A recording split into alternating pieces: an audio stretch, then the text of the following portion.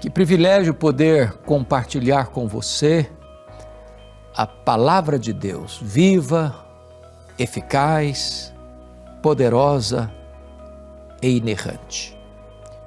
Quando você escuta a palavra de Deus sendo proclamada com fidelidade, é a própria voz de Deus que você escuta. Hoje eu quero falar para você o que Deus requer do seu povo. E vamos basear esta mensagem em 2 Crônicas, capítulo 7, versículo 14. Vamos ouvir a leitura deste texto.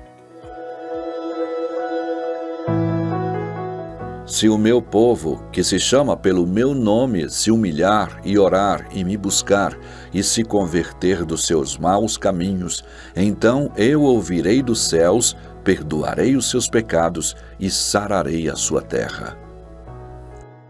O Deus a quem servimos, o Deus Todo-Poderoso, o único Deus vivo e verdadeiro, o Deus autoexistente, infinito, imenso, eterno e imutável, o Deus onipotente, onipresente, onisciente, transcendente e soberano, o Deus Pai, o Deus Filho, o Deus Espírito Santo é o Deus da aliança. Ele promete bênçãos aos que lhe obedecem e também mostra os riscos e perigos das maldições sobrevindas aos que lhe desobedecem. Salomão está consagrando e dedicando o templo à adoração ao nome de Deus, ao culto divino. Quando o Senhor aparece para ele e diz assim: se o meu povo, que se chama pelo meu nome, se humilhar e orar e me buscar, e se converter dos seus maus caminhos, então eu ouvirei dos céus, perdoarei os seus pecados e sararei a sua terra. Isto em virtude de o povo se desobedecer, sofrer as sanções e consequências de seu pecado. A seca, a guerra, a fome, a perseguição. Muito das crises que o mundo enfrenta tem a ver com o abandono da genuína fé, da verdade, da palavra de Deus. E então Deus está trazendo uma palavra de esperança para o seu povo.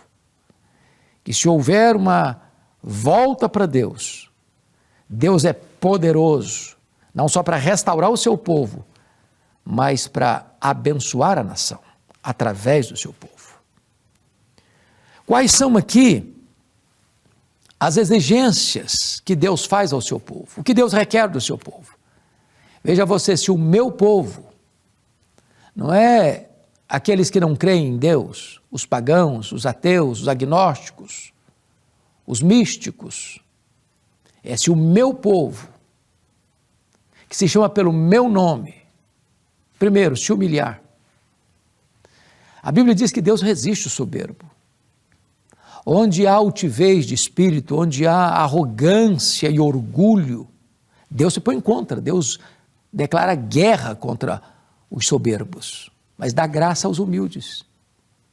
Quanta soberba, quanta arrogância, quanta tolice de homens achando que pela posição que ocupam na igreja, na denominação, em cargos de liderança, ou às vezes o próprio crente lá sentado no banco, tem o coração altivo. O trator de Deus precisa passar em cima desses outeiros e montes. Senão, o caminho para a manifestação de Deus é bloqueado.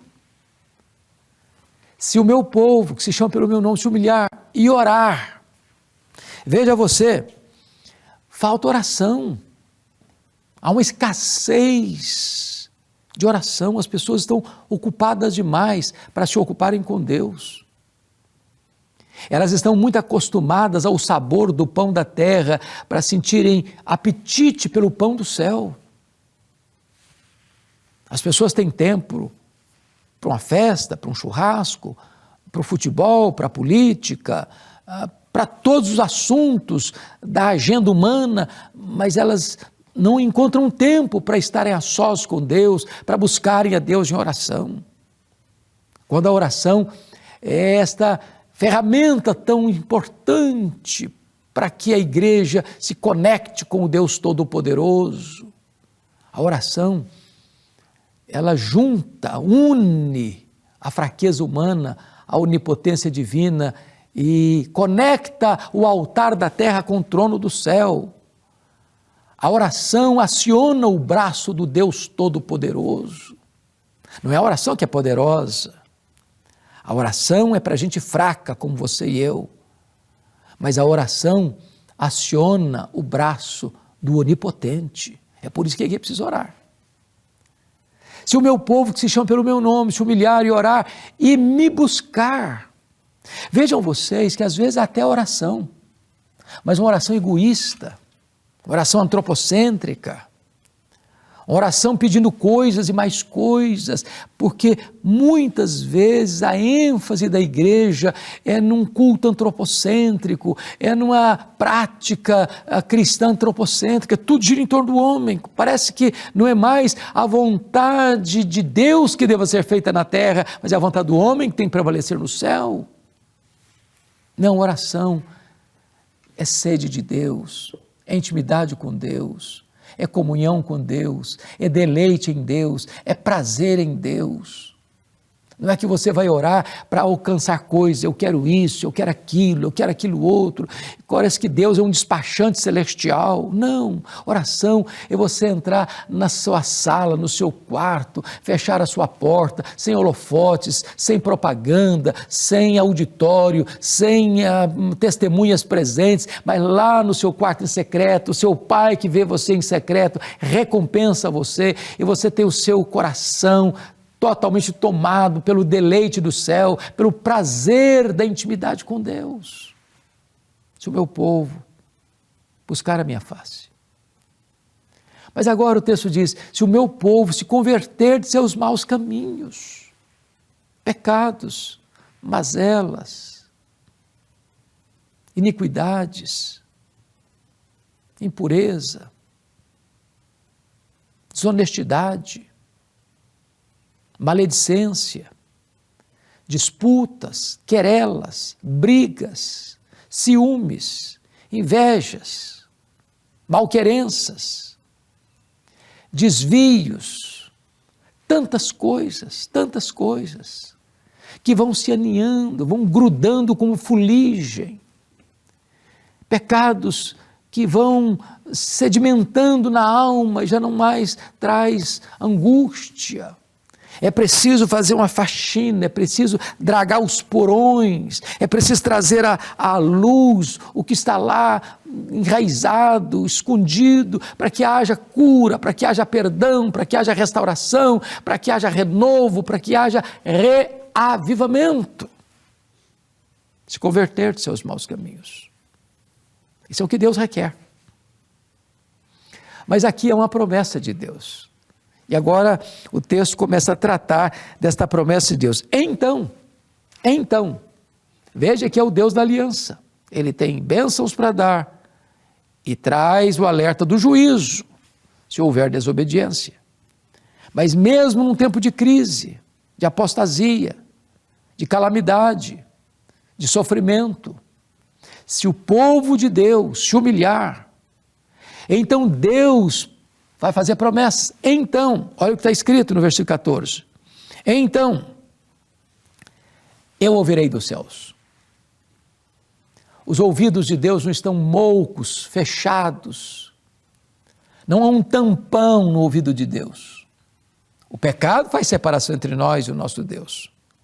Mas quando a igreja se arrepende, quando a igreja se volta para Deus, quando há quebrantamento, quando há oração, quando há arrependimento, quando há abandono do pecado, então Deus ouve, Deus vê, Deus desce, Deus intervém, Deus vira a mesa da história, Deus transforma a calamidade em bênção, Deus transforma deserto em oásis, Deus transforma os lugares secos da terra em mananciais, Deus transforma a crise em tempos de oportunidade, de avivamento. Eu ouvirei dos céus. Mas tem mais, veja você comigo, eu ouvirei dos céus e perdoarei os seus pecados. Perdoarei os seus pecados. Nenhum homem pode perdoar pecados, nem os patriarcas, nem os profetas, nem os apóstolos, nem os pais da igreja, nem os reformadores, nem os avivalistas, nem Paulo, nem Pedro, nem Maria, nem o Papa, nem o sacerdote, nem o pastor, nem o missionário, nem a igreja. Perdoar pecados, só Deus tem poder para fazer isso. Não há divã de psicanalista que pode aliviar sua consciência atormentada pelo pecado. Não há calmante que possa acalmar as tempestades da sua alma, a não ser o perdão divino. E Deus perdoa pecados. E Deus é misericordioso e tem prazer na misericórdia e é rico em perdoar. Se você se arrepender, se você confessar o seu pecado, Deus perdoa você. Deus quebra essas algemas, Deus arranca essa fuligem, Deus lava você com o sangue do Cordeiro, Deus torna você mais alvo do que a neve, mais branco do que a lã. Deus perdoa pecados. Mas finalmente, o texto diz no versículo 14 assim: e sararei a sua terra. A terra está enferma, a terra está doente. Você olha para o Brasil, você vê exatamente isso. Doença nos relacionamentos, nas disputas. Você vê pessoas lutando contra outras pessoas, famílias contra famílias, marido contra esposa, esposa contra o marido, pais contra filhos, filhos contra os pais, vizinho contra vizinho, patrão contra empregado, empregado contra patrão. E nós estamos vendo esse clima de hostilidade, de malquerença. Isso vai adoecendo, vai enfermizando as pessoas, vai trazendo consequências danosas. Mas quando o povo de Deus se volta para Deus, Deus está prometendo sarar a sua terra, sarar a sua igreja e através da sua igreja ir curando, abençoando a sociedade, porque a igreja é o sal da terra, é a luz do mundo. Eu quero orar com você. Quem sabe o seu coração está apático, talvez frio, talvez gelado. Talvez você se acostumou com o sagrado e isso não mexe mais com você. Talvez tem muito tempo que você não sabe o que é ter prazer em Deus, prazer na leitura da Bíblia, prazer na oração. Quem sabe você está até desviado da igreja, precisa voltar. Ou quem sabe você está indo à igreja, mas apenas por um mero costume, por um mero hábito, isso não mexe mais com você. Hoje Deus pode aquecer o seu coração, inflamar a sua alma, trazer você de volta ao primeiro amor, levar você às fontes da vida, para que você recobre, readquira esse deleite do primeiro amor, esta vida plena, superlativa, maiúscula, abundante, a própria vida eterna. Eu vou orar com você. Onde você está, ore comigo, por favor. Deus querido, eu quero te dar graças pela tua palavra, pelas exigências que ela requer do nosso coração e pelas promessas benditas que tu nos ofereces por meio da tua palavra. Eu te peço que tu apliques esta palavra ao coração de todos quantos nos assistem. Em nome de Jesus. Amém.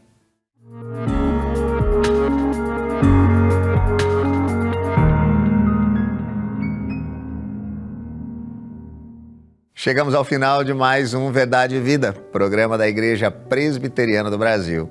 E se você foi, assim como eu, ricamente abençoado por este programa, pelo bate-papo, também por essa mensagem especial pregada à mente e ao coração, e você quer compartilhar com pessoas próximas a você, seus amigos, vizinhos e parentes, é muito fácil de fazer isso. Basta você entrar em contato conosco. Você manda uma mensagem via WhatsApp, aqui, programa Verdade e Vida. O telefone é o que está aparecendo aqui embaixo, o código de área 11 947 18 94 50. E você vai digitar só a palavra vida. Sabe o que vai acontecer? Você vai receber aí no seu telefone, na sua casa, o programa de hoje, e você vai poder compartilhar com quem você quiser para você abençoar também a vida dessa pessoa. Se você quer conhecer um pouquinho mais sobre a Igreja Presbiteriana do Brasil, nos procure nas redes sociais, sempre procurando @IPBOficial.